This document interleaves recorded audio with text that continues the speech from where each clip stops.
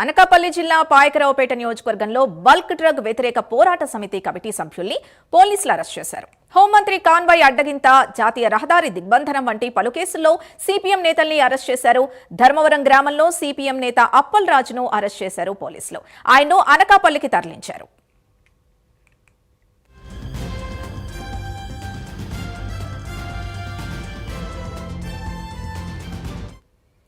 ఇదే అంశానికి సంబంధించి పూర్తి డీటెయిల్స్ మా కరెస్పాండెంట్ చంద్రశేఖర్ అందిస్తారు. చంద్రశేఖర్, ఎందుకు సిపిఎం నేతల్ని అరెస్ట్ చేయాల్సి వచ్చింది? పూర్తి డీటెయిల్స్ ఏంటి?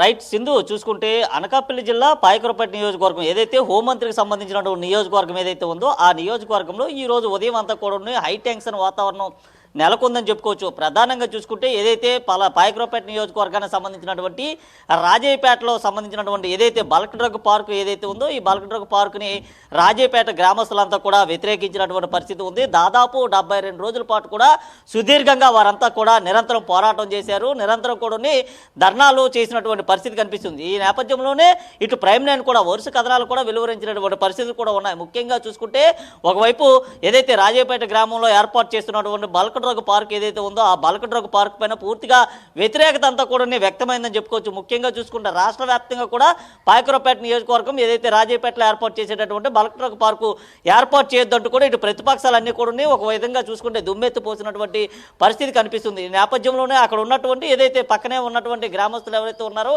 సిపిఎం పార్టీకి సంబంధించినటువంటి కార్యవర్గ సభ్యుడు జిల్లా కార్యవర్గ సభ్యుడిని ఈ రోజు ఉదయం పోలీసులంతా కూడా అదుపులోకి తీసుకున్నారు. అయితే ముఖ్యంగా చూసుకుంటే ఏదైతే రాజయ్యపేట గ్రామంలో అక్కడ ఉన్నటువంటి మత్స్యకారులు ఆ ధర్నాకి ఈయన ప్రోత్సహించాడని నెపంతో పాటు ఏదైతే హోంమంత్రి ఆ వంగలపూడి అనితకు సంబంధించి ఏదైతే రాజయ్యపేట గ్రామస్తులతో మాట్లాడేందుకు వెళ్ళినటువంటి హోంమంత్రి వంగలపూడి అనిత కారణమైన అడ్డుకోవడంలో కూడా ఆయన కీలక పాత్ర పోషించాడని, అలాగే ఏదైతే ఆ బీసీవై పార్టీకి సంబంధించినటువంటి బీసీవై పార్టీ అధ్యక్షుడు రామచంద్ర యాదవ్ అక్కడ ఉన్నటువంటి ఏదైతే రాజయ్యపేట గ్రామానికి వెళ్ళేటటువంటి మత్స్యకారులకు మద్దతు తెలుపుతున్నటువంటి సమయంలో అక్కడికి వెళ్ళనివ్వకుండా ఆయన అడ్డుకోవడంతో పాటు ఆ క్షణంలోనే ఏదైతే రాజయ్యపేట గ్రామస్తులంతా కూడా పూర్తిగా కూడా రహదారిపైకి వచ్చి జాతీయ రహదారిని పూర్తిగా నిర్బంధించారనేటువంటి నేపథ్యం. దాదాపు ఇలా చూసుకుంటే 11 రకాల కేసులపైన అయితే ఈరోజు అప్పట్లో జరిగినటువంటి ఆ సిపిఎం పార్టీకి సంబంధించినటువంటి కార్యవర్గ సభ్యుని అయితే ఈరోజు పోలీసులు అదుపులోకి తీసుకోవడం జరిగింది. ఆయన అదుపులోకి తీసుకునే సమయంలో ఎక్కడ ఎలాంటి అవాంఛనీయ సంఘటనలు చోటు చేసుకుంటాయని ముందస్తుగానే పోలీసులంతా కూడా రాత్రికి రాత్రే ఆయన ఉన్నటువంటి నివాసానికి వెళ్ళారు. ఆయన ఉన్నటువంటి నివాస ప్రాంతంతో పాటు రాజయ్య ప్రాంతంలో కూడా గట్టి పోలీసు బందోబస్తుని ఏర్పాటు చేసినటువంటి పరిస్థితి కనిపిస్తుంది. ముఖ్యంగా చూసుకుంటే ఏదైతే ఆ రాజయ్యపేటలో ఏర్పాటు చేస్తున్నటువంటి బల్క్ డ్రగ్ పార్క్ ఏదైతే ఉందో బల్క్ డ్రగ్ పార్క్ని రాజయ్యపేటకు సంబంధించినటువంటి అక్కడ ఉన్నటువంటి గ్రామస్తులు మత్స్యకారులతో పాటు ఇతరత్ర గ్రామాల వారంతా కూడా వ్యతిరేకించినటువంటి పరిస్థితి ఉంది.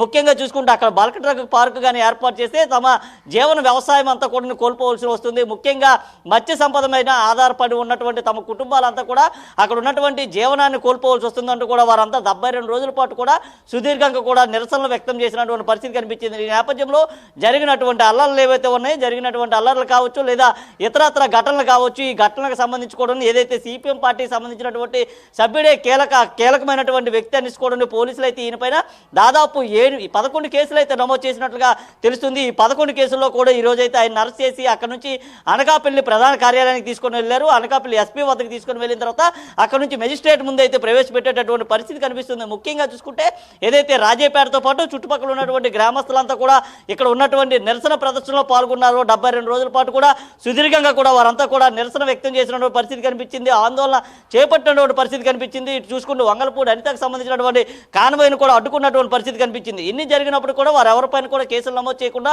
అప్పలరాజు పైన కేసులు నమోదు చేయడంతో ప్రస్తుతం రాజయ్యపేటలో ఒక టెన్షన్ వాతావరణం అయితే నెలకొందని చెప్పుకోవచ్చు. ఎందుకంటే గతంలో చూసుకుంటే రాజయ్యపేటకు సంబంధించినటువంటి గ్రామస్తులు ఎవరైతే ఉన్నారో వారిపైన కూడా ఇద్దరిపైన ఎస్సీ అట్రాసిటీ కేసులు కూడా నమోదైనటువంటి పరిస్థితి కనిపించింది. ఇటీవల చూసుకుంటే రాష్ట్ర ప్రభుత్వం రాష్ట్ర ముఖ్యమంత్రి రాజయ్యపేటకు సంబంధించినటువంటి గ్రామస్తులు ఎవరైతే ఉన్నారో వారితో నేరుగా మాట్లాడినటువంటి పరిస్థితి ఉంది. రాజయ్యపేటలో ఎటువంటి బల్క్ డ్రగ్ పార్క్ కూడా ఏర్పాటు చేయమని కేవలం గ్రీన్ జోన్ గానే రాజయ్యపేటను ఉంచుతామంటూ కూడా రాష్ట్ర ముఖ్యమంత్రి హామీ ఇచ్చినటువంటి పరిస్థితి కనిపిస్తుందో, అలాగే ఏదైతే రాజయ్యపేటకు సంబంధించినటువంటి పరిసర ప్రాంతాలు ఏవైతే ఉన్నాయో అక్కడ ఓన్లీ అడ్మినిస్ట్రేషన్ బిల్డింగ్లు మాత్రమే నిర్మాణం జరుగుతాయంటూ ఎవరు కూడా ఇబ్బందులు ఎదుర్కోవాల్సిన అవసరం ఉండదు. అలాగే రాజయ్యపేట మీదుగా కూడా ఎక్కడ కూడా పైప్ లైన్ వర్క్ కూడా సముద్రంలోకి వెళ్ళేటటువంటి అవకాశం లేకుండా కూడా నిర్మాణాలు జరుగుతాయంటూ కూడా యావత్ రాష్ట్ర ముఖ్యమంత్రి నేరుగా కూడా అక్కడ ఉన్నటువంటి బాధితులతో మాట్లాడినటువంటి పరిస్థితి కనిపించింది. అయితే ముఖ్యమంత్రి మాట్లాడినటువంటి 2-3 రోజుల తర్వాత ఏదైతే ఈ ఘటన ఉందో ఈరోజు చూసుకుంటే అప్పలరాజును అదుపులో తీసుకోవడం పూర్తిగా కూడా అక్కడ ఉన్న వారంతా కూడా వ్యతిరేకిస్తున్న పరిస్థితి కనిపిస్తుంది. ఒకవైపు కరిపింపు చర్యలు పడుతూనే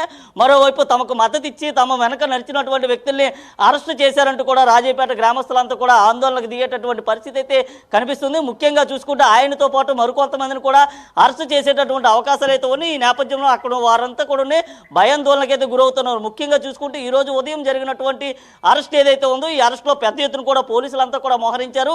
ఎవరిని కూడా ఆ చుట్టుపక్కల ప్రాంతాల్లో దరిదాపులు రాకుండా కూడా చేసినటువంటి ఘటన కూడా మన విజువల్స్ లో చూసుకోవచ్చు. ఈ నేపథ్యంలోనే సిపిఎం పార్టీకి సంబంధించినటువంటి సభ్యుని అరెస్ట్ చేయడంతో ఇటు సిపిఎం పార్టీ అంతా కూడా పూర్తిగా దుమ్మెత్తిపోస్తున్నటువంటి పరిస్థితి కనిపిస్తుంది. ముఖ్యంగా ఎక్కడైతే సమస్య ఉంటుందో ఆ సమస్యలో సిపిఎం పార్టీ కావచ్చు లేదా ఇతరత్ర కార్మిక సంఘాలంతా కూడా పోరాటం చేస్తే వారిని ఏ విధంగా అరెస్ట్ చేస్తారంటూ కూడా వీరంతా కూడా నిలదీస్తున్నటువంటి పరిస్థితి అయితే కనిపిస్తుంది. ముఖ్యంగా ఈ అరెస్ట్తో ఒక్కసారిగా కూడా ఇటు రాజేపేటలో కావచ్చు లేదా పాయకరావుపేట నియోజకవర్గం కానీ అనకాపల్లి జిల్లాలో కూడా టెన్షన్ వాతావరణం అయితే నెలకొంది. పోలీసులంతా కూడా ప్రస్తుతం అయితే రాజేపేట గ్రామంతో పాటు ఆ పక్కన ఉన్నటువంటి అన్ని గ్రామాల్లో కూడా మోహరించినటువంటి పరిస్థితి కనిపిస్తుంది. ఈ అరెస్ట్తో పూర్తిగా అసలు రాష్ట్ర ప్రభుత్వం ఏం చేయబోతుంది, ఎన్ని రోజుల తర్వాత ఆ రిమాండ్ తరలిస్తారు, అసలు ఎన్ని రోజులు రిమాండ్ తర్వాత ఈయన బయటకు వచ్చేటటువంటి అవకాశం ఉందనేటటువంటి అంశం అయితే ఇంకా కొనసాగుతుంది. ఇంకా ఈయనతో పాటు ఇంకెవరినైనా అరెస్టు చేస్తారా లేదా ఈయన అరెస్టుతోనే ఆగిపోతుంది అనేది అయితే ఇంకా తెలియాల్సినటువంటి పరిస్థితి అయితే ఉంది సింధు.